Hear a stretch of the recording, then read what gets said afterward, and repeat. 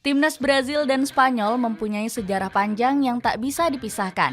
Sejak dulu segambreng jagoan negeri Samba sudah mengukir prestasi di tanah Matador. Sampai akhirnya tradisi ini turut melahirkan bintang-bintang berpaspor ganda seperti Marco Senna, Thiago Alcantara, dan Diego Costa.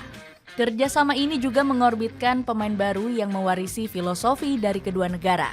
Contohnya Lamine Yamal yang punya dribble lincah, serta Vinicius Junior yang mulai bermain taktis. Cetak Gol coba merangkum harmonisnya hubungan timnas Brazil dan Spanyol sebagai berikut.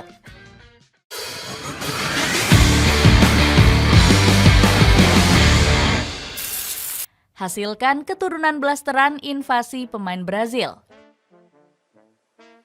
Spanyol nampaknya terus menjadi primadona bagi para pesepak bola Brazil. La Liga terus menjadi tempat bagi lahirnya para bintang-bintang asal negeri Samba. Sudah sejak era 90-an, Spanyol menjadi rumah bagi berbagai legenda Samba. Sebut saja seperti Romario, Rivaldo, Ronaldo Nazario, hingga Ronaldinho Gaucho. Para bintang ini kebanyakan mencapai puncak karir mereka di Spanyol, baik bersama Barcelona maupun Real Madrid. Blaugrana sering jadi pelabuhan karena dianggap mampu mempresentasikan Joga Bonito ala negeri Samba. Bahkan sejumlah rekor berhasil mereka pecahkan saat berada di negeri Matador. Nggak heran kalau tradisi ini terus memancing banyak pemain Brazil untuk mencari peruntungan di Spanyol. Tercatat ada sekitar 300-an pemain asal negeri Samba yang bermain di La Liga sejak tahun 2007. Namun nggak semua mampu mencapai puncak karirnya ketika berada di Spanyol. Hanya beberapa bakat Samba yang mampu melihatkan magisnya. Sebut saja seperti Neymar Junior saat masih menjadi bintang bagi Barcelona. Tercatat winger Santos ini menyumbangkan 105 gol dan 76 assist bagi Blaugrana. Selain itu masih ada Rafinha yang kini terus menjadi andalan bagi Barcelona. Alhasil tradisi ini akhirnya menghasilkan sejumlah bintang blasteran antara Brazil dan Spanyol.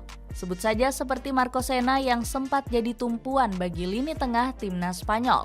Ex-gelandang Villarreal ini bahkan pernah menyumbangkan 1 piala Euro bagi La Furia Roja. Saat itu saya berusia 29 tahun dan punya kesempatan bermain di Piala Dunia untuk Spanyol. Apakah saya akan menunggu Brazil jika peluang saya untuk bermain 0%?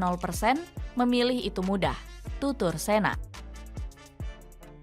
Harmonisnya hubungan yang untungkan Spanyol. Usai kesuksesan Marco Senna, terbitlah beberapa darah blasteran Brazil generasi baru di timnas Spanyol. Nama pertama yang menyemarakan parade La Furia Roja adalah sosok Thiago Alcantara.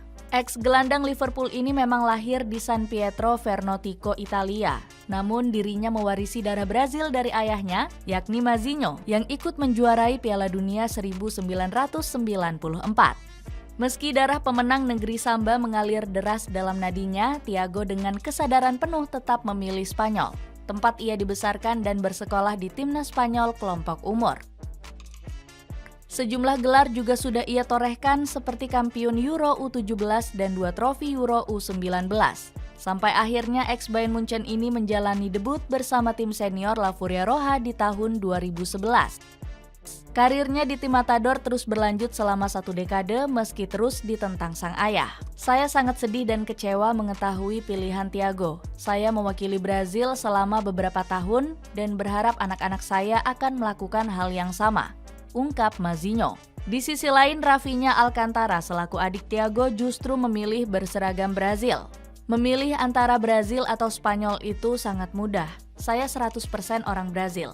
Kami sudah pernah membujuk Thiago, tapi akhirnya gagal. Dia cepat sekali dipanggil Spanyol, tutur Rafinha. Selain Thiago, masih ada sosok Diego Costa yang sempat membela timnas Spanyol. Ex-Chelsea ini sebenarnya sempat membela timnas Brazil sebanyak 2 kali pada tahun 2013. Akan tetapi, Costa kemudian lebih memilih untuk membela timnas Spanyol sejak 2014.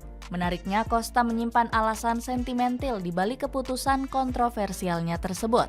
Sangat sulit memilih negara Anda dilahirkan atau negara yang sudah memberikan segalanya. Saya memilih Spanyol karena saya merasa dicintai dan dihargai di sini.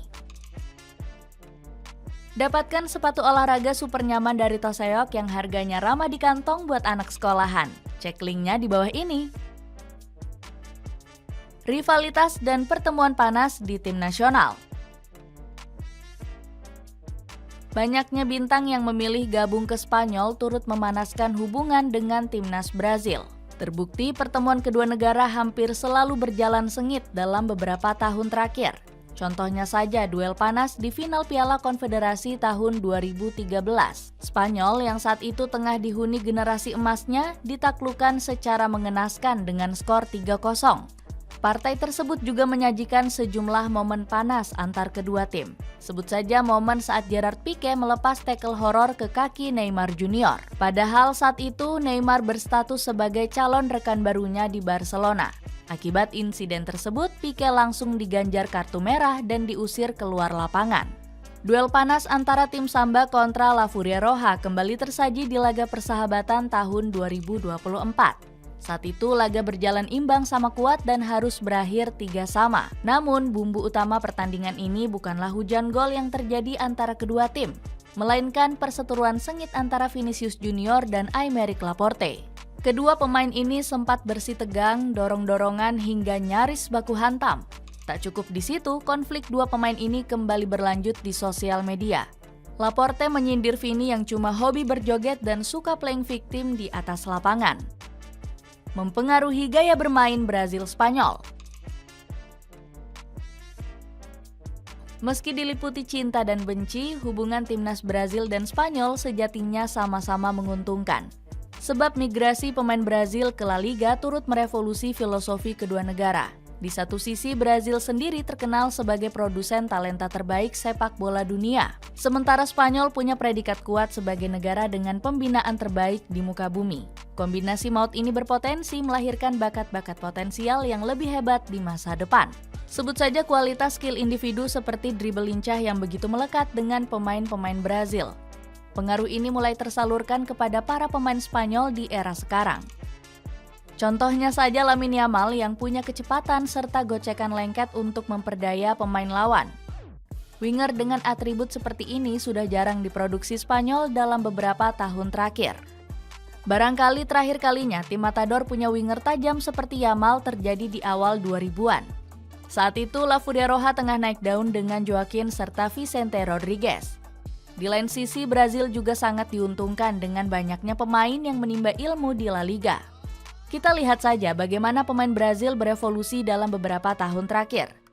Sebut saja Vinicius Junior yang gaya mainnya berbeda jauh ketimbang saat pertama kali didatangkan Real Madrid. Kini pemain 25 tahun ini lebih matang dan dewasa dalam mengambil keputusan layaknya filosofi taktis ala Spanyol.